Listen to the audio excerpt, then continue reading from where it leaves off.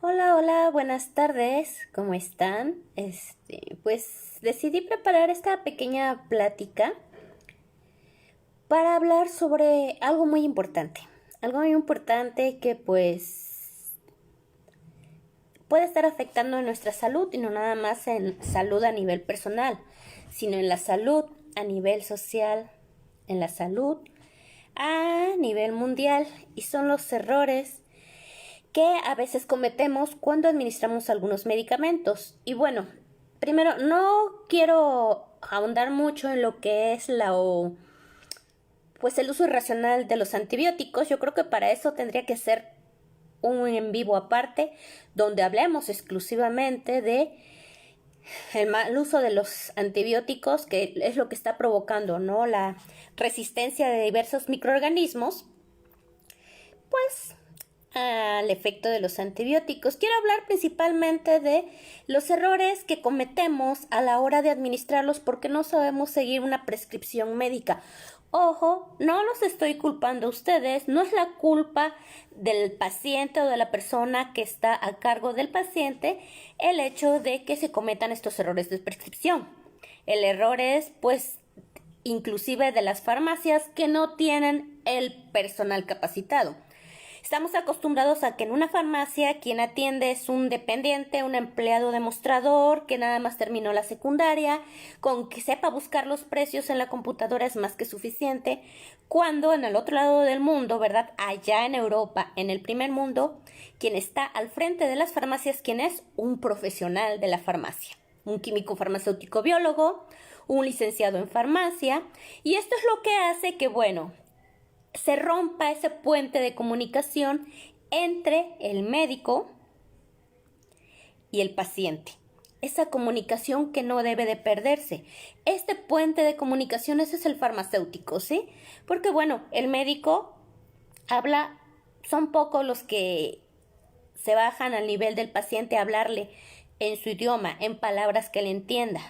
Y esta tarea, pues es una responsabilidad del farmacéutico. Es responsabilidad del farmacéutico explicarle cómo debe de tomar ese medicamento, a qué hora, en qué condiciones. Y vamos a empezar con el primer error que cometemos. El medicamento se toma en ayunas, ¿sí? Es decir, tómese una tableta en ayunas, por las mañanas, ¿no? O antes de comer. En ayunas, ¿qué significa? En ayunas tiene que ser mínimo media hora antes de que tú te sientes a desayunar, ¿sí? Muchos piensan que tomarse el medicamento en ayunas es, me tomo mi tabletita y me siento a desayunar los chilaquiles, los huevitos, el cereal, lo que sea. No, eso ya viene siendo con los alimentos, ¿sí? ¿Por qué es tan importante esta recomendación que viene escrita en la receta? Bueno, hay muchos medicamentos que se administran como profármacos. ¿Qué quiere decir? Que la sustancia que viene en la tableta, me voy a permitir regresarme un poco. Yo sé que están varios de mis alumnos, dice ya chale con explicarnos qué es principio activo, qué es excipiente, pero bueno, para las personas que no son expertos en el área de farmacia, el principio activo es la sustancia química pura que va a interactuar con nuestro sistema biológico para llevar a cabo el efecto terapéutico. El efecto terapéutico que puede ser bajar la temperatura, controlar la gastritis, controlar un dolor de estómago, controlar la diarrea. Entonces, cada medicamento tiene un principio activo, pero hay muchos medicamentos que se administran como profármacos. Principio activo y fármaco son sinónimos, entonces se administran como profármacos. ¿Qué quiere decir? Que la tableta no tiene el principio activo. Se va a activar, es decir, se va a metabolizar al interactuar con nuestro microorganismo, con nuestro organismo, va a interactuar con nuestro organismo y se va a activar, se va a metabolizar a esa sustancia activa que va a llevar a cabo el efecto terapéutico. Les voy a poner un ejemplo. Omeprazol, ¿no? El omeprazol para la gastritis. Se tiene que administrar en ayunas. ¿Por qué? Porque el medicamento, el omeprazol, es un profármaco, no tiene ninguna actividad en el medicamento. Se activa en pH ácido. ¿Y cuándo es? Cuando el pH del estómago es más ácido, cuando está en ayunas, ¿sí? Entonces, el omeprazol al llegar al estómago e interactuar con el ácido de nuestro estómago, estamos en ayunas, un pH 2, un pH 3 más o menos, es cuando se activa. Se activa a esta molécula que va a llevar a cabo el efecto de bloquear la bomba de protones y evitar que se secrete en exceso ácido clorhídrico, que es lo que nos provoca la gastritis. Por eso es tan importante que el omeprazol se tome en ayunas, media hora antes de desayunar. Ayuno. ¿Por qué? Si tú te tomas tu omeprazol y enseguida te sientes a desayunar, el omeprazol ya no va a estar un medio ácido. Cae el omeprazol al estómago y empieza a caer comida. Ya empieza el proceso de digestión. En el momento que empieza el proceso de digestión, el pH del estómago se eleva.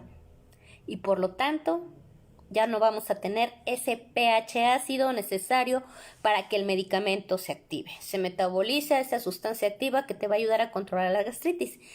¿Qué tenemos como resultado? Que dices, es que el omeprazol no me hace.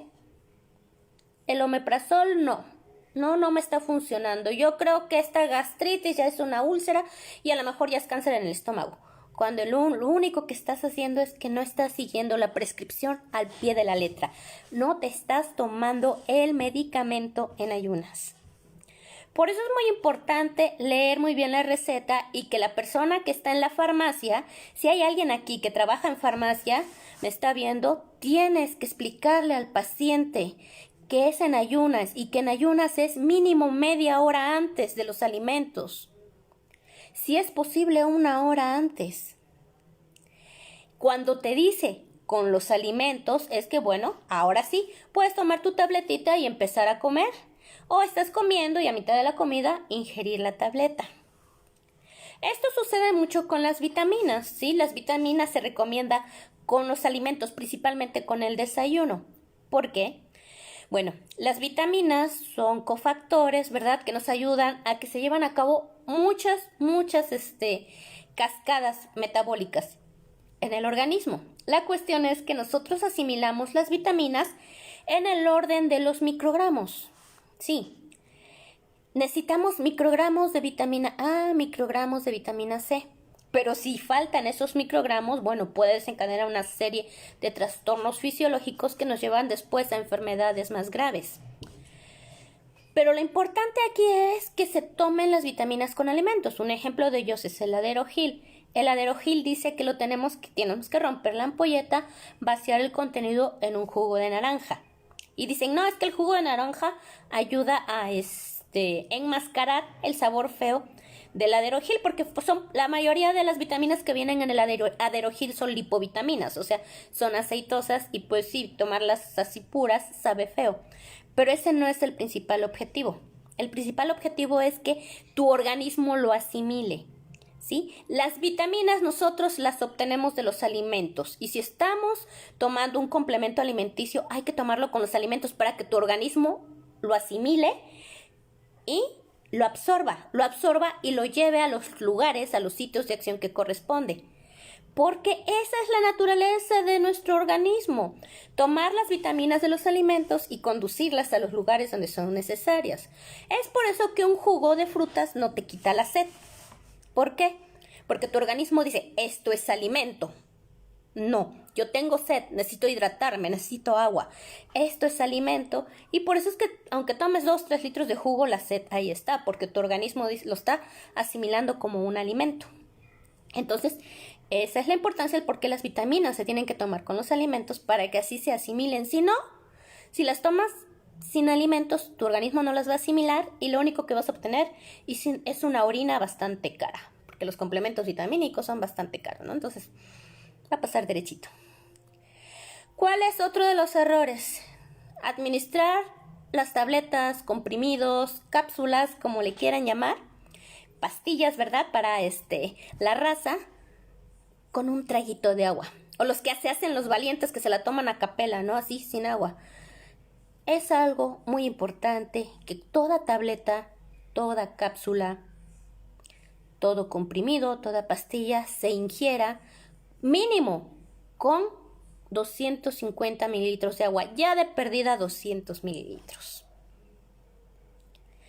¿Por qué?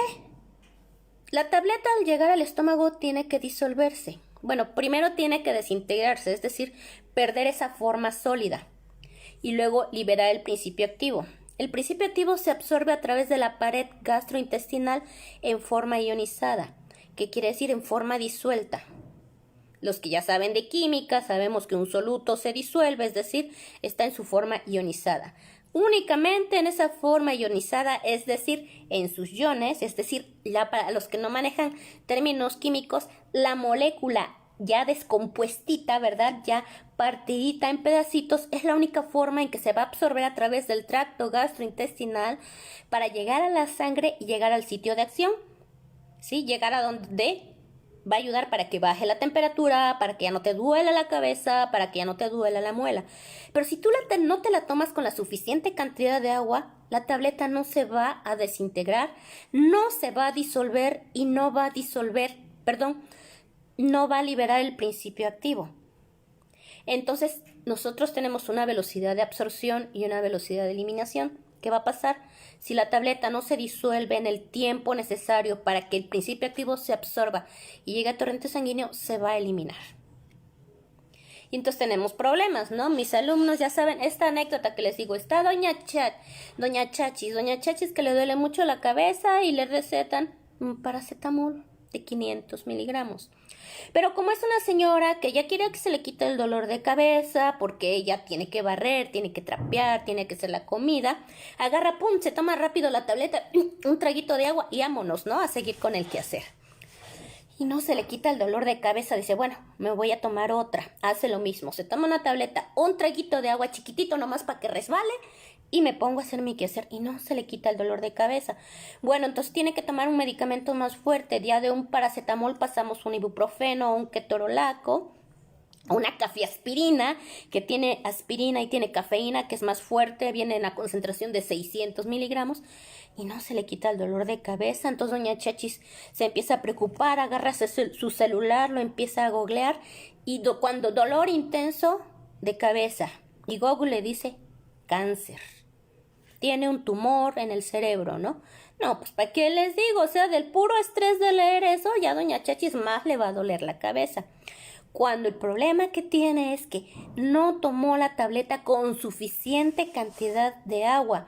Por lo tanto, ¿qué pasa? La tableta no se disuelve, el principio activo no se libera, no se ioniza, no se va a absorber y no va a llegar al sitio de acción. Por lo tanto, lo único que está haciendo es tomando la tableta y eliminándola por medio de la orina, y mientras ya se asustó porque el medicamento no le hace. ¿Sí? Esos son los diversos errores que nosotros cometemos a la hora de administrarlos. Pero les digo, la culpa no es del paciente, la culpa es que no hay quien se lo explique. No hay en las farmacias el personal profesional, el personal de farmacia autorizado para que le explique en palabras claras, en palabras que entienda el paciente, cómo debe de administrarse un medicamento. Lo mismo pasa con las inyecciones, ¿no? O sea, me voy a inyectar con la comadre que aprendió a inyectar, que bueno que sabe inyectar, pero no es un profesional. No voy con la enfermera porque la enfermera me cobra, porque pues la enfermera le costó pagar su carrera de enfermería. Entonces mínimo unos 5 o 10 pesos que cobre por una inyección ya se va ayudando a algo, ¿no? O sea, todos tenemos una profesión que nos costó. Y nunca hagas gratis algo que sabes hacer bien, pero eso a la población no le interesa. Yo quiero que no me cobre y mi comadre no me cobra, ¿no? Entonces me recetan un medicamento y yo voy con la comadre nada más sabe que tiene que romper la ampolleta, meterla en la jeringa e inyectarla, pero no lee las indicaciones.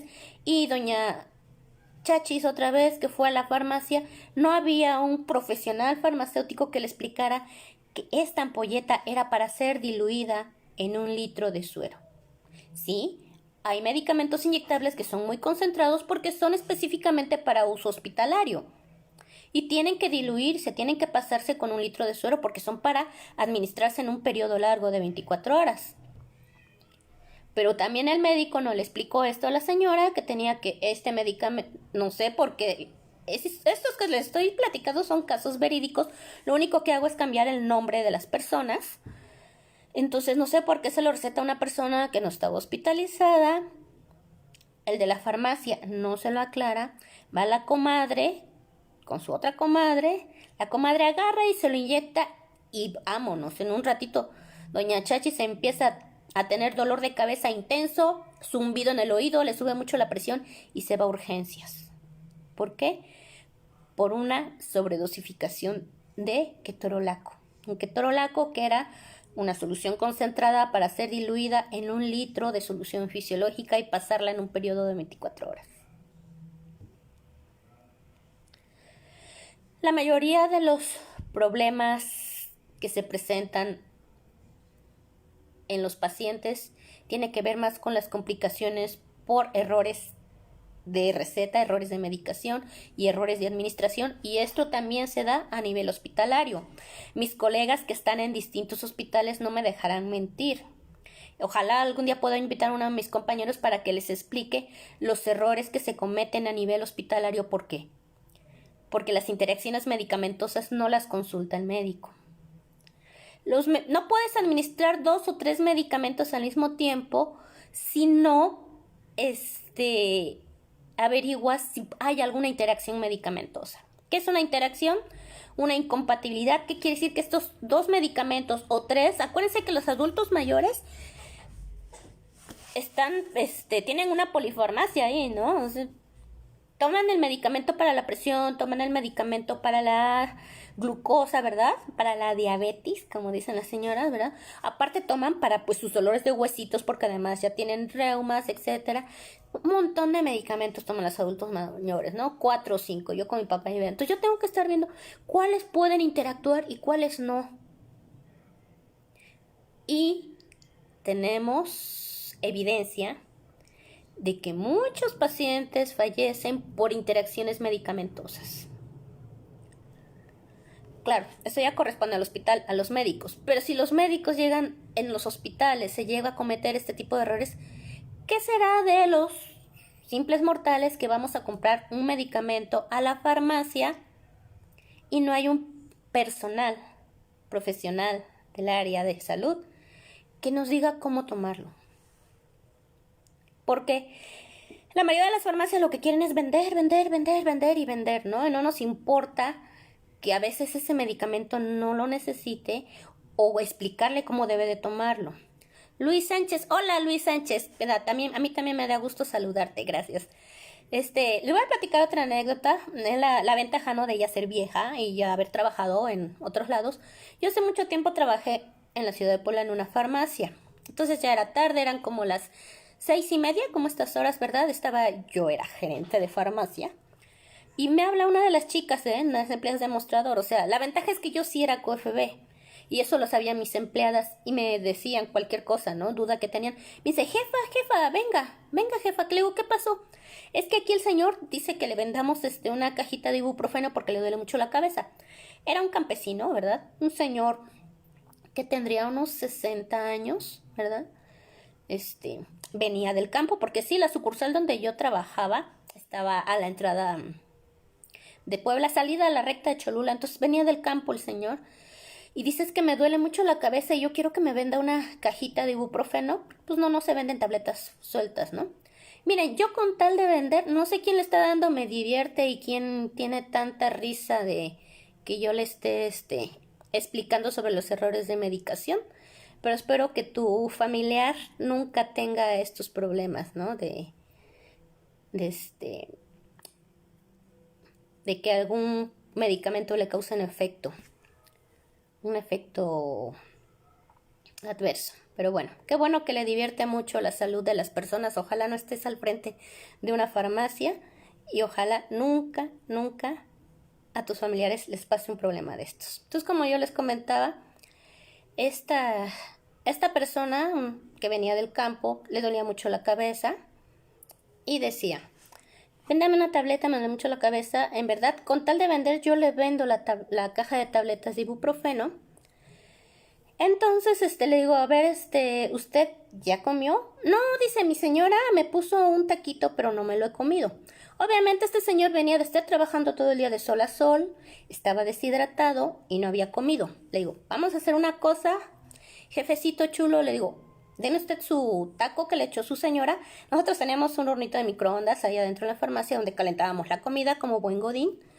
Le digo, voy a calentar su comidita y se va a sentar, se va a tomar agua, viene deshidratado. Y ya que haya usted tomado agua y haya comido, me dice si le duele la cabeza. Y yo con gusto le vendo la tableta. Ya se sentó, comió, tomó agua. Es más, dice, me da un refresco. Le digo, ¿qué le parece si mejor le doy un suero? Un suero Pedialit, ¿no? O Electrolit. Ya se sentó, se lo tomó. Le digo, ¿qué pasó? Le digo, ¿le duele la cabeza todavía? Y dice, no, ya no. Pues no, le digo, viene usted asoleado, viene deshidratado, sin comer, es obvio que le duele la cabeza. No hay necesidad de tomar medicamento. Desgraciadamente esto no le gustó mucho a mis jefes, ¿verdad? Porque bueno, es una parte de nosotros como químicos farmacéuticos que un farmacéutico no está nada más para recetarte un medicamento y a la fuerza vender el medicamento, porque nosotros tenemos que entender que el medicamento no es un bien de consumo. El medicamento debe ser algo que nos ayude para conservar o recuperar la salud. En este caso el señor ya se sentía bien y me dijo, gracias señorita, muchas gracias, que pues iba yo, imagínense, se tomó un ibuprofeno así con su estómago vacío sin haber comido todo el día. Lo único que le iba yo a provocar es una gastritis, porque si eso le quitaba el dolor de cabeza el primer día, los demás días iba a volver a hacer lo mismo, cuando en realidad su dolor de cabeza era por no comer y por la soleada que se llevaba, era un adulto mayor. He ahí la importancia de los farmacéuticos en las farmacias, atendiendo al paciente y, como yo les digo, siendo ese puente de comunicación entre el médico y el paciente. El médico que a veces nada más habla un idioma técnico y el paciente que no le entiende, ¿no? Yo me acuerdo que en ese libro de etimologías grecolatinas está el médico diciéndole, tiene usted una gastroenteritis coleriforme. Y el paciente dice, le juro, doctor, que jamás me tragué ese gato enterito con uniforme. Entonces, ¿cuál es mi recomendación? Siempre que les den una receta donde venga la forma de administrar su medicamento, pregunten si no lo entienden. Y digan, por favor, explíquemelo con palabras que yo entienda. Los errores en la administración de medicamentos están haciendo que muchos tratamientos no cumplan el objetivo principal, que no se lleve a cabo el efecto terapéutico deseado. Errores tan simples como no tomarme una tableta con la suficiente cantidad de agua, eso es lo que va a hacer que no se lleve a cabo el efecto terapéutico, como es quitarte dolor de estómago, ¿verdad? Quitarte dolor de cabeza. Que no lo tome en el horario que se me está indicando. Que no lo tome justamente en ayunas. O que no lo tome con los alimentos o ya después de los alimentos. Entonces, para los que sí entienden, los que sí saben, los que están estudiando, por favor, lean bien la receta. Si alguien acude a ustedes y les dice que lean la receta y se las explique, les diga cómo tomárselo, deben hacerlo. La verdad me da mucha tristeza cuando en los congresos que tenemos y platican sus experiencias, les da mucha risa cuando dicen que una chica llegó a decir que no se le quitaba la infección vaginal, pero ya no quería ese medicamento porque el óvulo le costaba mucho tragarlo, ¿no? Y sueltan la risa, o sea, está un montón de médicos, enfermeras, farmacéuticos, químicos y sueltan la risa con esta anécdota y luego, ¿por qué les da risa? Es una persona que no tiene los estudios que ustedes tienen. No tenemos por qué burlarnos de alguien que no tiene los estudios que nosotros tenemos. Y si ella se está tomando un óvulo que obviamente es por vía vaginal, es porque nadie se lo explicó. Y no deben de reírse, porque el error no es del paciente. El error es de toda esa bola de profesionales del área de la salud que se creen todopoderosos. Y estoy agrupando a todos, nos estamos agrupando todos, que no son capaces de explicarle con un idioma coloquial a esta paciente que tiene que meterse el óvulo por su partecita íntima y que no lo tiene que tomar. Entonces ella dice, o sea, este óvulo está muy grande, lo diario me tomo uno y la infección vaginal no cede. Entonces, para eso era esta plática, para que los pacientes que no son del área, tengan mucho cuidado con esto, pidan que se les explique perfectamente bien cómo administrar su medicamento, exigir ya a nuestras autoridades que haya farmacéuticos profesionales en todas las farmacias, ya sea farmacias de hospitales como farmacias comunitarias. Esto va a tardar todavía, es algo que venimos peleando desde hace muchos años. Pero pues esto va a ser ¿para qué? Para que haya un buen uso de los medicamentos, para que no haya errores en la medicación y obviamente para que la salud esté al alcance de todos. Bueno, eso es todo por hoy. Creo que nadie tenía preguntas, ¿verdad? Nada más tenía me diviertes. Ojalá que ese que le da mucho me divierte a este en vivo, nunca su familiar tenga un problema de salud. Nos vemos, muchachos y muchachas. Hasta la próxima. Hasta luego.